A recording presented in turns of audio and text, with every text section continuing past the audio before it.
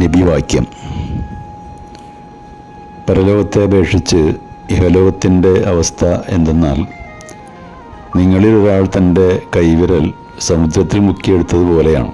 അതിൽ നിന്ന് എത്രത്തോളം അവൻ്റെ കൈവിരലിൽ വെള്ളം പറ്റിപ്പിടിച്ചിട്ടുണ്ടെന്ന് അവൻ നോക്കട്ടെ.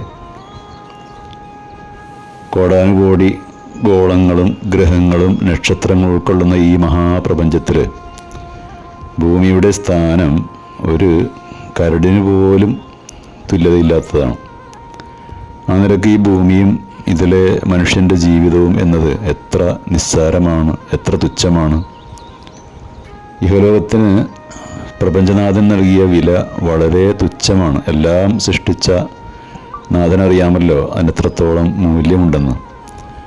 അവനതിന് വലിയ സ്ഥാനം നൽകി പരിഗണിച്ചിരുന്നുവെങ്കിൽ നമുക്കതിനെ സർവാദരവരോടുകൂടി തന്നെ നോക്കിക്കാണാൻ കഴിയുമായിരുന്നു.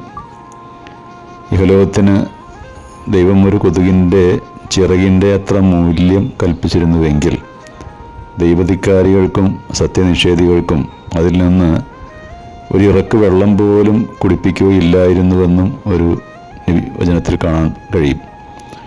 വിശുദ്ധ ഖുർആനിൽ 9-ാം അധ്യായം 38 പറയുന്നത് ഇങ്ങനെയാണ്: പരലോകത്തിന് പകരം ഇഹലോക ജീവിതം കൊണ്ട് നിങ്ങൾ തൃപ്തിപ്പെട്ടിരിക്കുകയാണോ?